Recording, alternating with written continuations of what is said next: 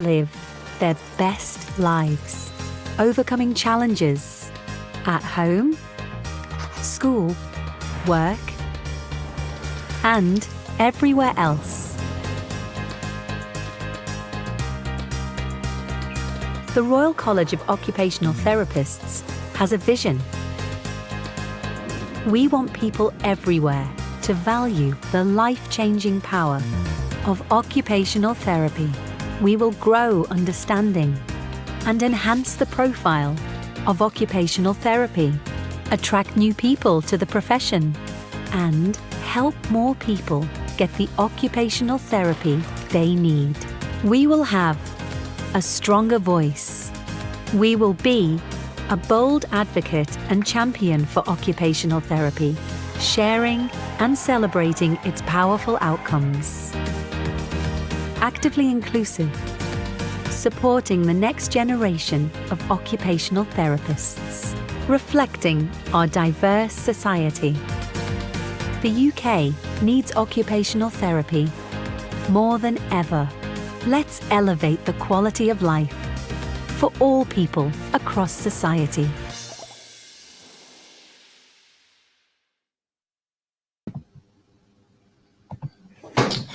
Good morning, everybody, and a very big welcome to our 45th annual conference. I'm Steve Ford, I'm the Chief Executive at RCOT, and it's great to be here. This is my second annual conference, but I guess there's a lot of people here who reckon they've been to, maybe half the conferences. I was talking to Diane, our chair, this morning. She said she thought she'd been to 20 or 25 of the annual conferences. There was a period in the middle where apparently they're all a bit boring, but hopefully this won't be. And do say in the chat if you think you can lay claim to more attendances at these events. So it's great. We've got over 1,000 people joining us for an exciting couple of days. People from across the 4 UK nations, but it's fantastic that we've also got representatives from OT international associations, including Australia, South Africa, Ireland, Malaysia, Canada, and of course from America as well. So a massive welcome to you all. It's fantastic that we're all here as part of this global community. So we've got a busy 2 days ahead of us, 2 days of learning, debating, discussing and growing. And I know that for all of us, perhaps particularly at this time, our time is really precious. So getting involved in this event, I know, is a big investment for everybody. So we really want this conference to be something that's going to be really helpful to you in your careers. And that's why we've shaped the programme around 4 themes that have been chosen with our members as being kind of top priority for these times and issues and challenges and opportunities that we face. So that first one, connecting health and social care, covers topics such as how we overcome the barriers in the way that health and social care are connected, so that we can ensure positive outcomes for people. A theme around powering breakthroughs. This theme covers demonstrating the impact of occupational therapy and how it contributes towards achieving health equity. And then we're covering embracing the digital world, looking at all aspects of digital innovation, digital and data-driven improvements, digital literacy, and much more. A really key area for the future of health and social care, but for occupational therapy as well. So we'll be looking at how you can use technology to improve your practice and outcomes for people, and just see the potential that the digital world brings to us. And then the fourth and final theme is around innovating our profession. How do we future-proof our profession by using occupational therapy skills to innovate across the wider health and social care sectors? How can occupational therapists be deployed in innovative ways for wider and greater impact? So I hope you agree those themes feel really relevant, and I can't wait to hear what people have got to say in all of those areas. So to link together those themes, we've got a whole wealth of stimulating, thought-provoking content. So 109 abstracts, presentations, posters, skills exchange sessions, 8 RCOT insights and invitation sessions, 6 plenary sessions, 15 chat rooms, 6 wellbeing sessions, and 11 sponsors. That sounds overwhelming, doesn't it? And I know often that there is that sense at the start of the conference of just this fear of missing things or just getting kind of lost in everything. I think the great advantage of a virtual event, other than being able to, I don't know, sit and eat your breakfast while you're listening, is that you can build your own interactive schedule based on your interests, your learning requirements, without missing anything, because the vast majority of the content here will be available to watch on demand over the next 6 months. So you really can dip in when you want. You can look at things again, and we can really kind of maximize the value of the fantastic content that's been provided. So pull your own personal agenda together, and yeah, I mean, it seems weird me saying this to a group of occupational therapists, but please pace yourself, take lots of breaks, drop into the wellbeing sessions, dance, laugh, and meditate. Let's really kind of maximize the opportunity. And I guess one of the big opportunities that we get from conferences has always been that one around networking. And it's different, isn't it, when we're online? We don't have the same conversations in the coffee queue and those kind of opportunities that stem up. We have to be more proactive to make sure that we do maximize those networks. And we've got a great conference platform, some fantastic artificial intelligence to help match people with delegates. I'm sure we've copied it, nicked it from the best dating apps, I don't know, but it means that there is some AI there to make suggestions as to who has similar shared interests. You can start to connect with people, set up one-to-one meetings. I'd be really, really happy to meet with as many people who are able to do that. Let's have a one-to-one call during the event, or let's arrange something for afterwards. And I know that there are many other RCOT colleagues who'd be really keen to meet up with people as well. So yeah, that would be fantastic. And let's tweet about this event using the hashtag RCOT 2022. Let's get it trending. That would be fantastic. But do remember to use the hashtag to maximize the impact of your tweets. Yeah, come and join me and others, including Karen Orman, one of our directors, and Odette Richardson, our incoming chair of council, at the leadership roundtable tomorrow.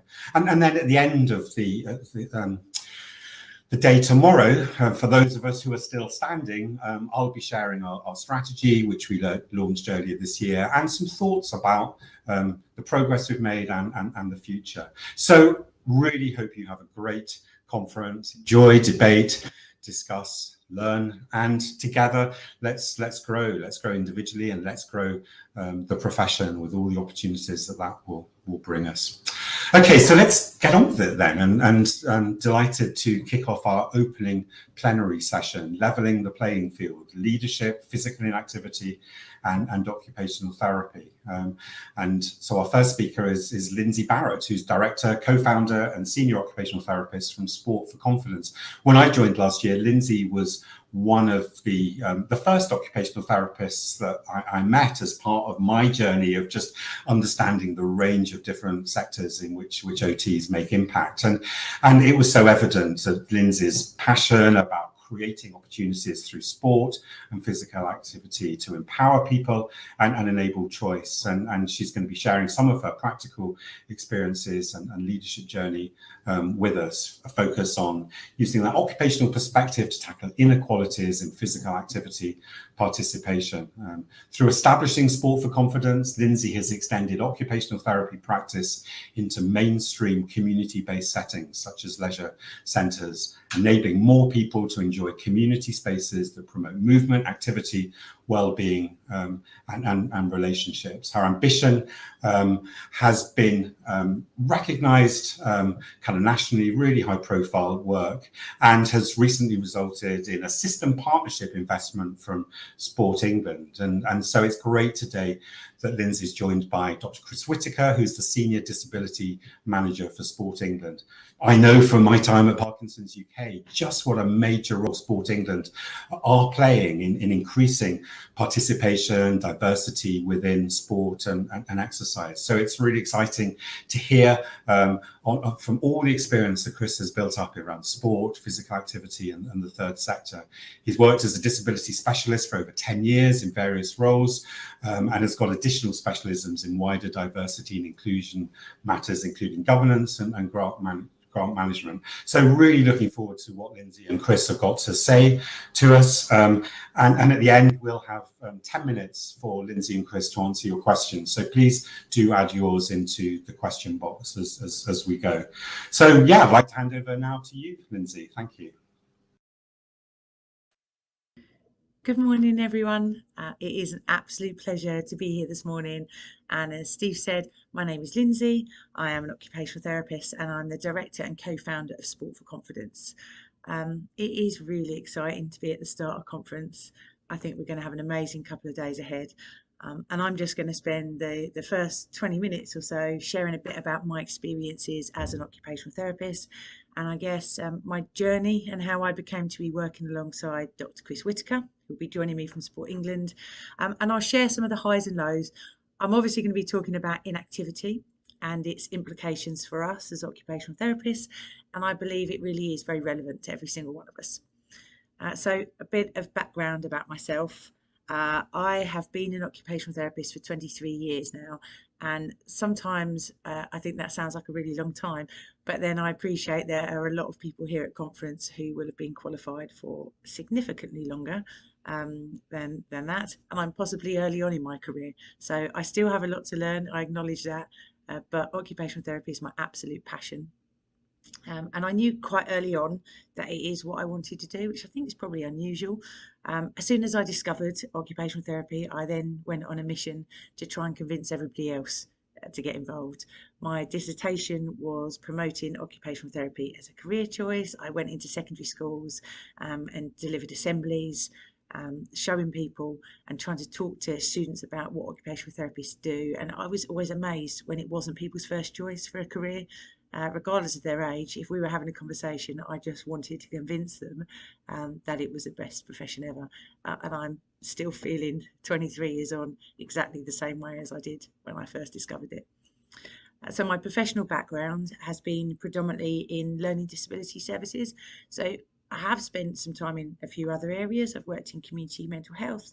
I've worked with children and young people. I always seem to gravitate back to learning disabilities. And interestingly enough, that was my first ever placement. I will sometimes say, oh, that's where my heart is. But I absolutely love working in that setting. And I think my practice has been heavily influenced by my own lived experience. And I think is still influenced by my own lived experience.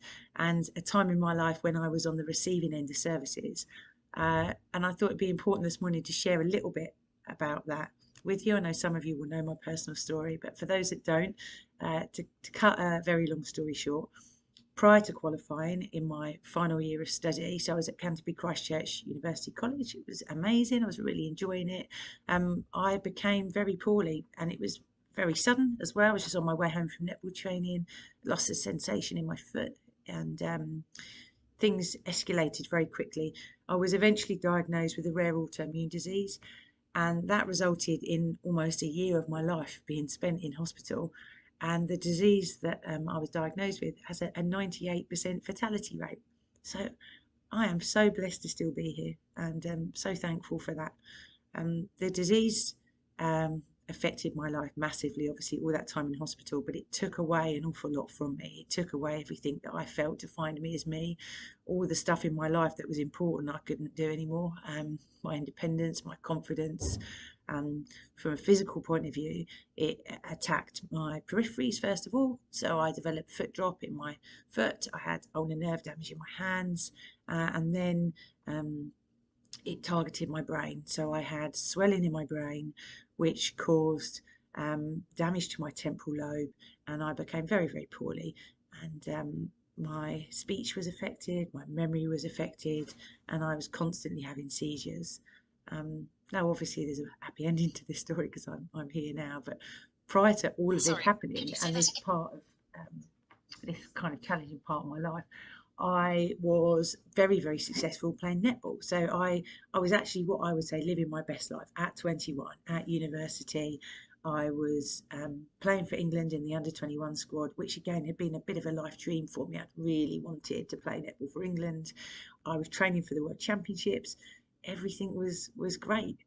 And then I went from this athlete to not being able to stand, not being able to brush my own teeth, not being able to hold a drink.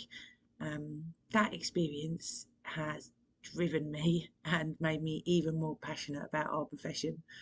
I was on the receiving end of occupational therapy, and I must admit at the beginning I wasn't keen for that to happen because I was, gutted that it wasn't me on the other side. But having been on the receiving end, it's really made me truly see what a privilege it is to be able to empower and enable people and to support people to do the things in their life that matter to them.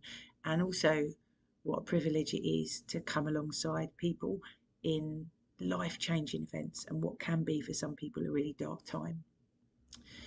So a huge part of my recovery and why I am so passionate about physical activity was physical activity being used for occupational outcomes. So the occupational therapist I had knew my goals, was working with me, but she weaved into her assessments and intervention activity in a way which meant that it became my norm. So physical activity wasn't something she signposted me to. She didn't say, let's get you back on a netball court and we'll put that in the category of leisure. She used it to help develop strategies for my memory, to support me with my transfers, to improve my hand function, and I think quite crucially as well to rebuild my confidence and my self-esteem. And all of this experience that happened to me, my training, but then this year of my life in particular, I took into my career. So I did go back to university and managed to get my degree. I went back onto a netball court and I'm able to play now regularly. I've made a full recovery. I have epilepsy, which is annoying, but everything else I'm doing all right. And I have taken that learning and over the last 23 years I've applied it to what I'm doing. And so the last 7 years in particular, I've become more focused on this new mission, which is about looking at inactivity in people's lives, and then the role of physical activity, but from an occupational therapy point of view. So just to pause there now and think about physical activity. So the World Health Organization says that physical activity is one of the most basic human functions.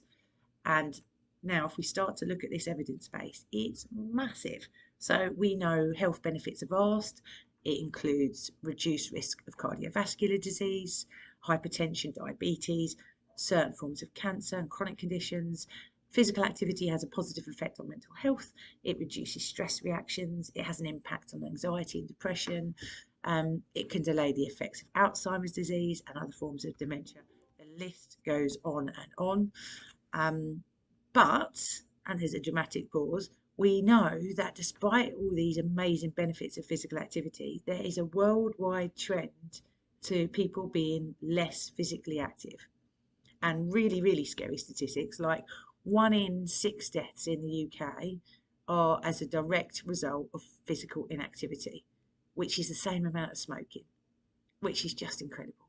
And the other, sort of powerful statistics, and there are a lot, we know that disabled people and people with long-term health conditions are twice as likely to be inactive as their non-disabled peers.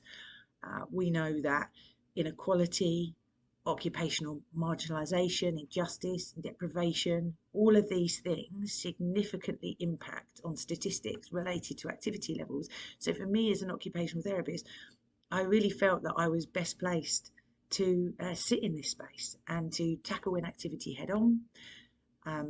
I thought it was time for me at that point in my career to see what I could do outside of traditional services. I knew occupational therapy had a part to play in tackling stubborn inequalities, and I set out to be an occupational therapist based within a leisure centre where I could use sport and physical activity not as a luxury add-on or an added bonus or something I signposted people to because they'd previously been interested in sport, but as my therapeutic modality, so as my assessment and intervention. The increased physical activity levels were the added bonus. That wasn't my primary concern. It was to work with people in that space using sport and physical activity as my therapeutic modality. So I eventually was brave enough to leave my post with the NHS, and I loved that. I loved being there, and I co-founded Sport for Confidence. I started working in Basildon Sporting Village, where I'm sitting today, and I was able to create opportunities for people to receive occupational therapy in an environment that they could return to. And you never get discharged from a leisure centre. One of the joys of being in this unpredictable, challenging, joyful, frustrating, exciting environment is that you don't get discharged from it. It provides so many opportunities for me. So Sport for Confidence was born, and I always said at the beginning we would be a no labels model. So that meant that people who were coming into the leisure centre weren't defined by their condition or disability. They were just customers of the leisure centre. And I formed a working relationship with the coaching team, and in the beginning one coach who delivered sessions. They were responsible for coaching, and then I worked therapeutically within those sessions. And I remember the first occasion that we did this session where the coach was coaching, and I recall a time in paediatrics when I'd been talking about the power of play in assessments and interventions, and here I was in this leisure centre with adults playing, but with the coach delivering these activities, I was then able to deliver occupation focused, person centred interventions in a leisure centre using sport, physical activity. So it was exciting, and I don't think there's enough time this morning to share all of what's happened since I started in this centre. But I went from seeing 2 people a week, and at the beginning I remember sitting here feeling like a complete failure, trying to spread the message about my role, trying to talk about the leisure centre workforce, about what I was doing here and what occupational therapy was. It was really quite brutal. And then I skipped forward 7 years, and I'm now part of the most incredible team, and collectively we see over 3,000 people a month. We're based in leisure centres across the whole of Essex. We're also in London. And that is a real moment. I have to pinch myself and think, yeah, this is great. But I did regularly experience imposter syndrome. I still do. I have to look back, and I think, especially when I'm faced with challenges related to leadership, I have to look back and see what's been achieved rather than looking ahead. Because although it's important to look ahead, there are times when I look ahead and it feels completely overwhelming. So I have to hold on very tightly to certain things that I know that ground me again. And one of the things that has been important to me is being able to hold unswervingly to knowing what my scope of practice is. So I know that I'm using sport and physical activity therapeutically to enhance occupational performance. And any activity we use therapeutically to enhance occupational performance, that sits within my scope of practice. So that's been really important for me to hold on to. I also know that ultimately our professional rationale for any intervention or activity, whether I'm in a diverse setting or not, is the enhancement of health and wellbeing through the promotion of occupational performance, engagement and participation in life roles. That's in our professional code of conduct. That's there in black and white. And when I look at that, it's quite simple. And I think sometimes when we are under pressure or challenged, and when we're in a non-traditional setting, it can become complicated. And I'm trying to make it uncomplicated and to look at that simplicity of what I'm actually doing. So I know I am 100% where I'm meant to be, and that occupational therapy adds so much value in this space. I'm very much shouting about what happens when we reimagine physical activity from an occupational perspective. What can be achieved when we truly put people at the centre of what we do, when we consider the environment and the relevance of those activities in people's lives. Delivering this type of support in a mainstream environment in partnership with the leisure centre workforce is making a real difference. It's giving people a renewed sense of purpose, belonging. We're opening up new horizons, and we're changing the way that people feel about the future, and that's really incredible, and it's a safe space people can return to.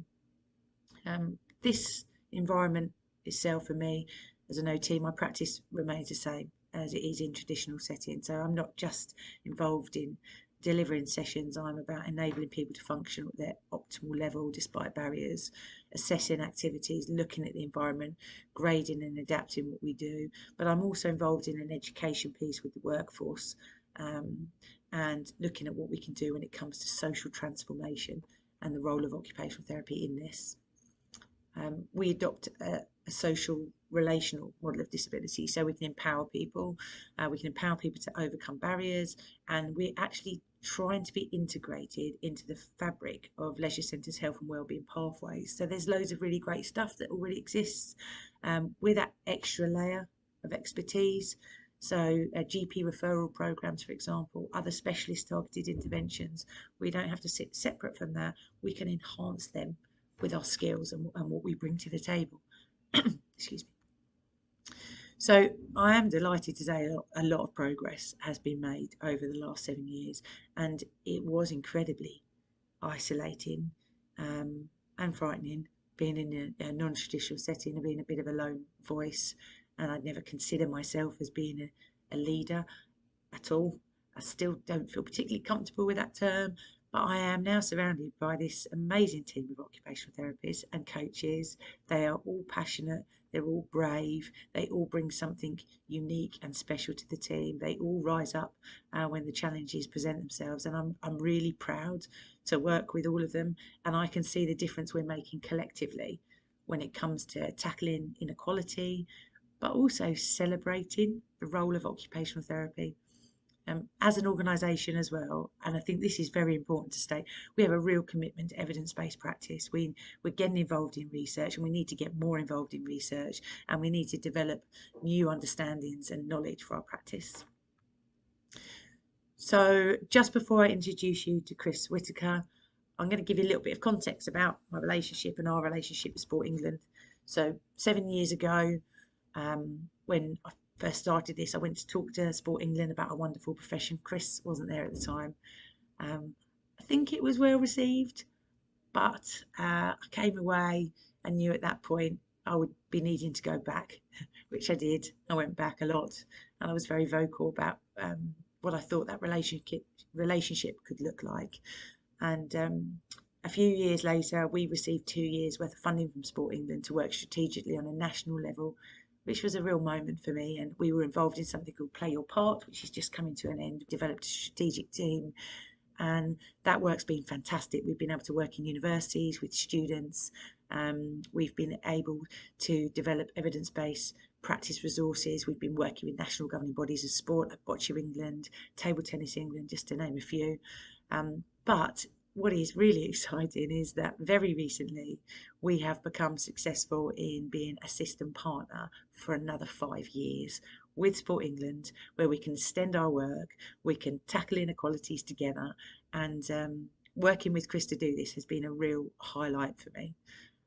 Our vision is to play our part in creating an equitable society, tackling inequalities, ensuring everybody can enjoy community spaces, we can promote movement, activity, relationships, and that absolutely 100% aligns with the message that Chris will be talking to you about from Sport England. As part of that work, and you'll hear my colleagues, Dr. Anna Pettican and Liz Fletcher will be presenting later today, we are developing a community of practice, moving occupational therapists, and I'd really encourage you to get involved in that if possible. Last point, Chris, just before I hand over, and I did mean to say this at the beginning, I just want to finish by acknowledging that I know that the last 2 years have been particularly challenging professionally but personally for people, and I don't think we should ever underestimate the impact of that and what that has had on all of us. The world has experienced occupational disruption like we have never seen before, and regardless of what setting we work in, and whether we're in a big service that's been established for years or whether we're completely on our own in one team, I feel encouraged by knowing that actually we are all on the same team. We might have different one-to-one interventions, we might be involved in different settings, but collectively, when we come together as one, we are all occupational therapists. We are all sitting in the space trying to make a difference, and that is something that's a real encouragement to me. So without further ado, I will hand over to Chris. Chris.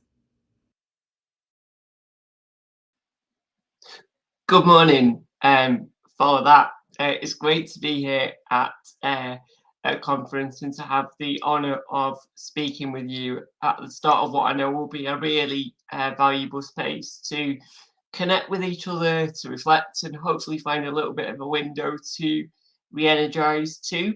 And it's a real privilege to share the space with Lyndsey, whose fearless courage and innovation and commitment to challenging and injustice with her team is part of what helps keep me going and what gives me a fantastic job at Sport England. If I could bottle and clone Lyndsey, my job would be a lot easier, I think.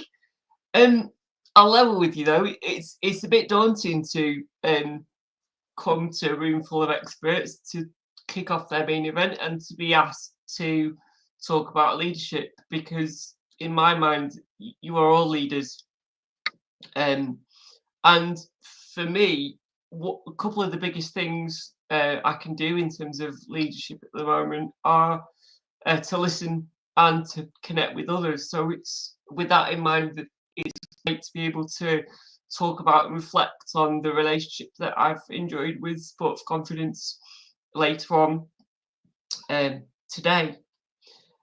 But let me contextualise what I'm about to say in relation to the current climate, as Lyndsey referred to, because this commitment to show continued leadership comes off the back of a pandemic where we've all been challenged and stretched in ways that we've probably never imagined are possible.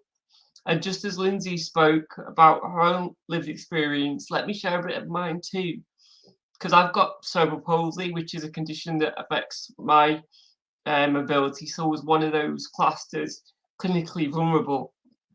And up until just a few months ago, my wife and I spent the last 18 months isolating in order to avoid COVID. And so when I know professionally and personally that the pandemic has increased the inequalities experienced by many people right across the society in ways that we're all now working together to address. And it's here that for me, Sport England comes in personally as well as professionally in terms of the commitment that we've got to help to tackle those inequalities, working with a range of partners. First of all, though, let me tell you a little bit about who Sport England are, so that you know who I work for if that's new to you. So in short, Sport England are an arm's-length body of government, and our role is to grow and develop grassroots sport and physical activity to get more people active across England. And I'm biased, but I think in terms of physical activity, we've got the best thing in the world. We've got a potentially really transformative thing, and it's the job of me and people like me to make sure that sport and physical activity fits into other people's lives rather than us expecting people to fit sport and physical activity into their lives. And that's a really key distinction, because we need to be more person-centered in our practice, more connected to the range of communities that we want to serve and engage with, in order to keep physical activity part of people's lives and make it possible for them to access sport and physical activity in a way that works for them. And we're really privileged to be able to use funding from both the National Lottery and from government as well, with about 2/3 of our funding coming from National Lottery players. And that mission to tackle inequalities is something that I relate to both personally and professionally.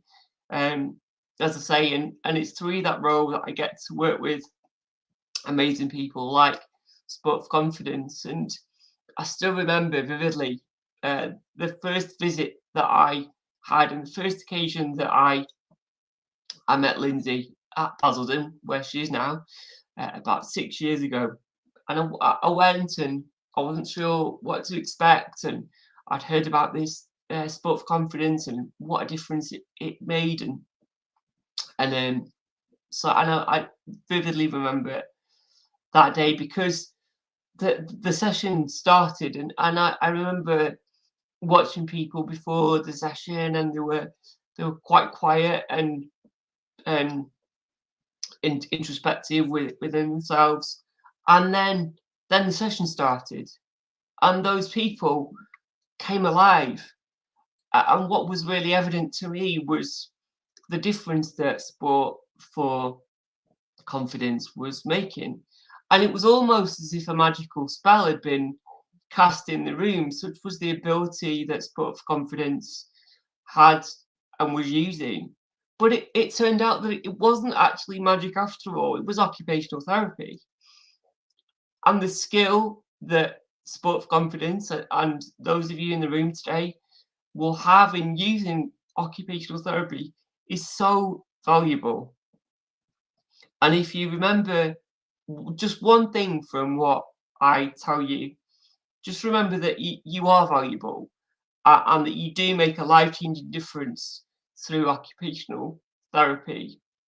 Because it's a tough time to be a leader. I too suffer with imposter syndrome. Most of I even struggle with the word leader, as Lyndsey. Most of my professional rules of thumb over the experience that I've built up, having the privilege to work in disability sport, flew out the window with the pandemic. So we're all being tested in terms of our resilience. But we all need to remember that we can make a difference, and that yes, times are challenging, but working together, we can all continue to make that difference, and we can positively impact on people's lives. And so what about that work with Sport for Confidence in a bit more detail? Well, that has some leadership lessons too, I think. Sport for Confidence were my first Sport England partner when I arrived at Sport England about 3.5 years ago now. And just like a first car or a partner, you never forget your first partner. And I was really lucky to have such a partner in Sport for Confidence, and I'd really been impressed by the impact of what they did and how they did it. And one of the turning points in the professional relationship that Lyndsey and I had was the simple act of me asking, "How are you?" Because at that moment, I visibly saw Lyndsey step back, and she said to me, "Well, thank you so much for asking that question," and it really impacted on me that checking in with each other is in and of itself a great act of leadership, and one we need to keep doing and keep doing as we negotiate our shared challenges and strive to deliver opportunities for people to make that difference. And there are also some other aspects to leveling the playing field and having relationships with people as we work together. And it's really important to say that people like Sport for Confidence and occupational therapists are a really key part of what we're doing. We call our new strategy at Sport England Uniting the Movement. We know we can't do it alone. We need to play a key part in helping to gather and build that movement and drawing on a wide variety of voices and perspectives and skill sets and places, because it's only when all those elements come together that we have the ability to tackle the inequalities that we now see and to deliver on our aspiration to do exactly that. And so Sport for Confidence got their first award a couple of years ago, and the first 2 years that we took them through, and more and more as I worked with Sport for Confidence, the transformative impact of what they did just became increasingly apparent. And they have a fantastically skilled team, some of whom you'll hear from this week. And one of the things that we did was we built in leadership structures to hear from different voices right across the world of academia and from different places and people. And it was in the combination of voices that the value of what Sport of Confidence did really became apparent, because part of what we need to do in leveling the playing field is to ask a really simple question: who's not in the room? What are we going to do about it? And how can we make sure that we all continue to be inclusive? And as the Royal College says, actively inclusive in our pursuit of positive outcomes for people. And so we move forward with Sport of Confidence and into the system partner process, which is a significant process.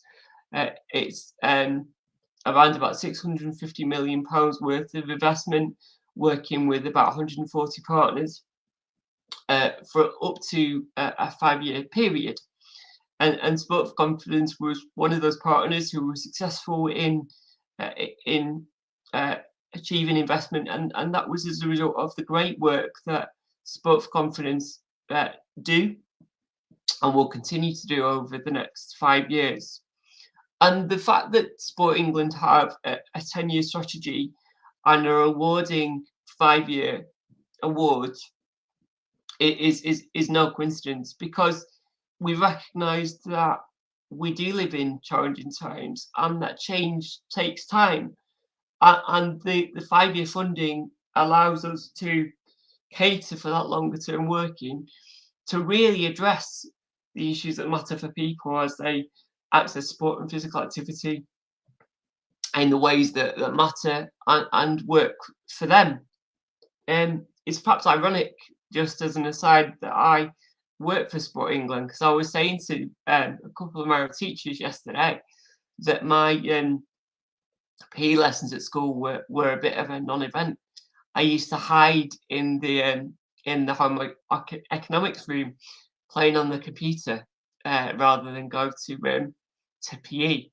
But actually, later on in life, I discovered the difference that sport can make, and ended up getting to the privilege to marry a Paralympian, and really saw through that the difference that sport can make, not just in sport but in people's lives more generally. And now it's something I eat, sleep, and breathe.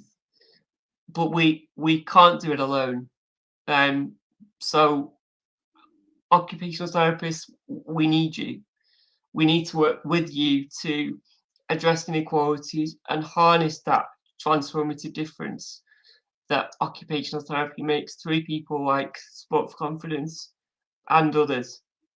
I'm going to begin to close now as we move into an FAQ.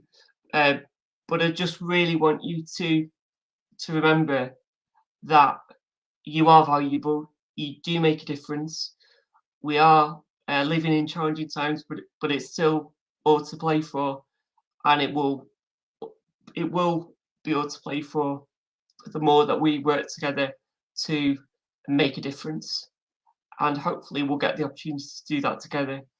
Thank you again for having me today, and I wish you a fantastic couple of days at conference. Steve, back to you. Brilliant, thank you. Wow, what a fantastic opening for our conference. Thank you, Lyndsey and Chris, for just profiling the vital role that occupational therapists play. And we've had lots of great questions. all of them, I think, starting off by saying how inspiring the presentations were. But first of all, I guess it's for you, Lyndsey. People, Jenny and others, asking a little bit more to describe the kind of demographic of the people you're working with, perhaps the reason for referral, the kind of interventions that may be relevant for the client groups that you're working with. Yeah, thanks for your question, Jenny. So we see absolutely everybody, predominantly people aged 16 plus. I think our youngest person is 16, our oldest person is 91. And as I said, it's a no labels model. So absolutely everybody is included in the programme. Absolutely anybody can walk through the door and experience what we're doing. And there is a reason for that. We think that if we're actually using labels for certain groups, that we're almost diluting their experience of physical activity. And we want people to, have the real benefits on what's on offer as it is to you or I in those buildings. So a couple of examples of interventions might be utilising swimming to support somebody with their independence in washing and dressing.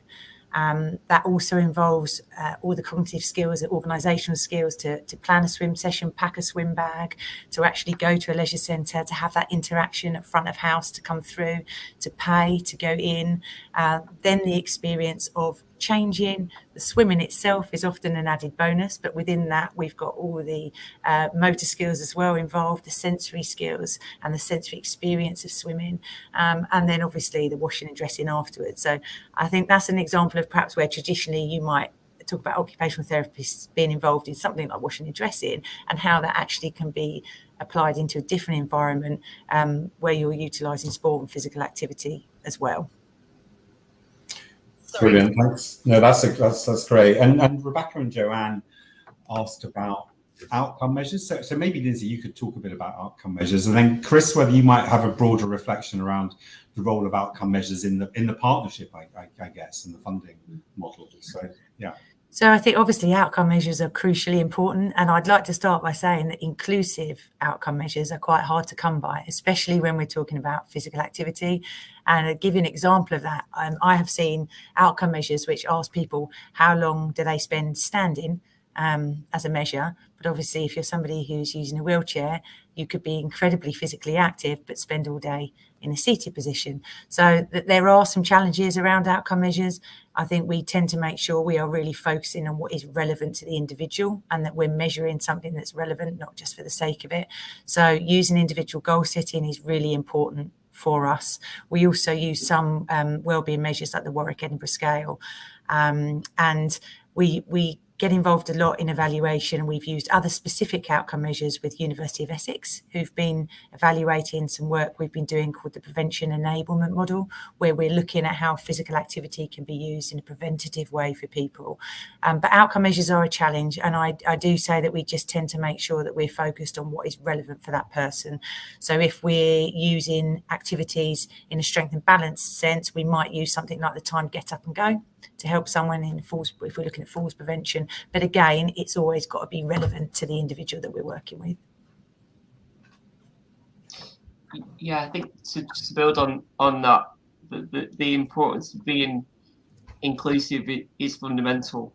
And one of the, as well as who's not in the room, one of the other key questions I'll frequently asked is, have you actually asked disabled people what matters to them through the outcomes that you're looking at, and what matters to them in the context of their lives, and using the key outcome measures as opposed to a vast range of them is really important. And the best outcome measures, I would say, are developed in collaboration. I know that when Lyndsey and I are working together, we'll very much sit down with the team and say what really matters here, what are we all trying to achieve, how do we relate it to the aims that we've got in common, and what are the most impactful outcome measures that we will use, and that will be able to be used in a way that works for everybody. And then a lot of my job is about that trust, is to say, right, we've established those measures, and you guys are the experts, so I need to gracefully step away, as gracefully as I can anyway, and I'll let you get on with your work because I trust you to deliver.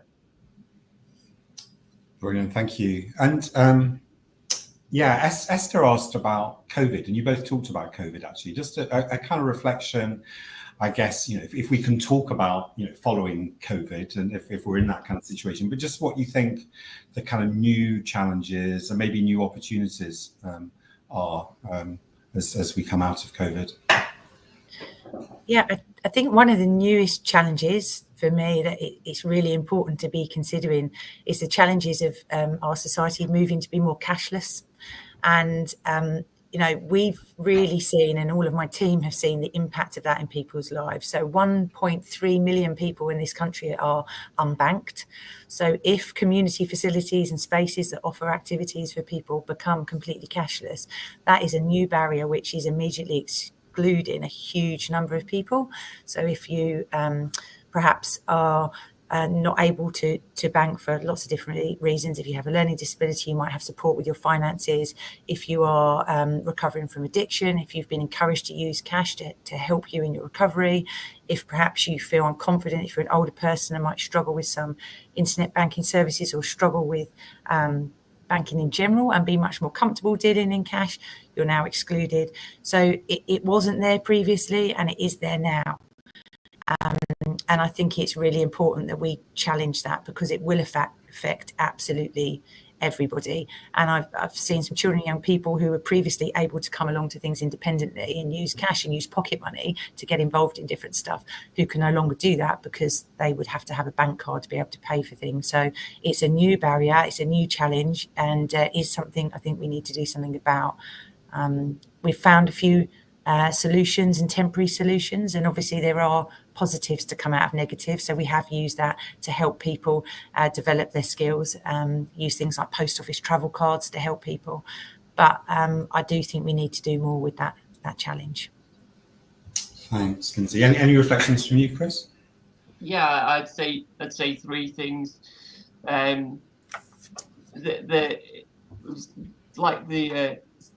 start of the Dickens novel, A Tale of Two Cities. The pandemic was the best of times, but also the worst of times. So we saw the extremes.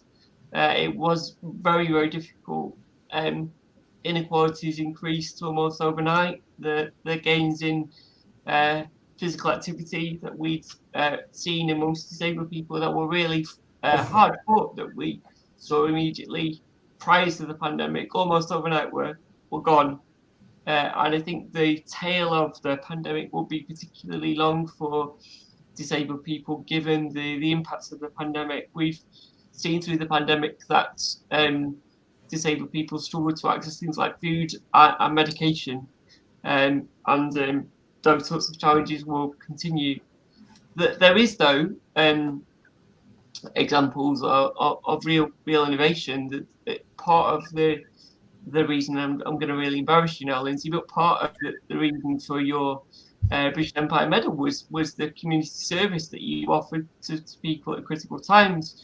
People have demonstrated real innovation. I've seen partners who put on discos for people, and I've sort of used my dad dancing in a chair to participate because people have found new ways to connect with people. The third thing that I really want to highlight is the importance of research. We live in a very dynamic environment, so the more insight and evidence that we have to help shape our interventions and approaches, the better we will be going forward. Brilliant, thank you. And it was interesting, you both talked in your talks about imposter syndrome, and I guess there may be lots of occupational therapists thinking, feeling inspired actually by what you've described, but thinking, I've got my own vision, I've got my own service I'd love to develop, but I don't really know how to go about it. What kind of general tips and hints would you give to people at that stage? I think personally for me, Steve, it was about acknowledging what I needed support with and not trying to be everything to everybody. So I knew where my skills were, and I knew what I was good at. And like I said, I knew what my scope of practice was and what I brought, but I also knew there were other things I wasn't particularly good at. And so being able to ask for help and to surround yourself with people that share that vision that you do and are wanting to build you up and encourage you and come alongside you as you develop and grow something organically is so important. And I've just been really fortunate that I've had people do that for me. Crucial times in my career, I've had the most incredible supervisors, managers, and like I said, right from the very beginning when I was trying to tell everybody to become an occupational therapist 20 odd years ago, I've always had incredible people stand next to me and cheer me on and say, you can do it. And in the quieter moments when perhaps I've been with my own thoughts, again, just reminding yourself that you do have those skills and seeking out people to go on the journey with you is really, really important. And I'm so many people that I'm thankful for, because this certainly isn't a solo effort to be doing what I'm doing now. So yeah, people who do have that vision and want to push forward, seek out those colleagues that will cheer you on and will celebrate in the successes with you, but also be there in all the challenging times. Yeah, fantastic. Chris, anything from you, perhaps from a partnership perspective? Absolutely, yeah. I think partnership is key. We can't do it alone. I'm really reliant on people like Lyndsey and numerous others to be to accomplish things. I've not yet met anybody who can do it alone. So it's when we combine our respective strengths that we are strongest and we achieve together. But the other reflection I'd share is that, and I struggle with the term leader. When people use the term expert in relation to me, I start looking around the room to see who else they're talking about. But it doesn't come with a job title, or there's no manual. I think increasingly it's about a set of behaviours. Everybody can be a leader because it's about how you act and holding true to the principles and the things that you hold dear to make that positive difference. So one of the things I've noticed about the occupational therapists who I have met is they have a real humility, which is great. One of the things I've said to support confidence is being more confident, trusting your skills and in your knowledge. They're really vital. So I know that times are challenging at the moment and we're all under pressure, but we still all have the ability to be leaders and to use our skills to make differences to people's lives. Brilliant. I know that. I think that's a fantastic comment, probably to close this session on. Really, I think a bit of a pep talk for us all, really, to have that confidence and to seek out those kind of opportunities. And humility is a strength, but at the same time, I think, as you two have just described so powerfully, there are so many opportunities out there for people who can step into that space with the encouragement that is available. So thank you both so much for kicking off to this conference. I think it's been really inspirational, really fantastic. Just one generic question that we've had has been around people's tickets and whether people have access to both days of the conference. Yes, you do. If you're here now, you have access to both days and 6 months worth of on-demand access to all of the content. So I hope that's helpful. So thank you again for the session. Well done to everybody who got up in time for our first session. Have a great rest of the day, and I'll look forward to seeing people again with the session with Michael Rosen at lunchtime. So thanks very much.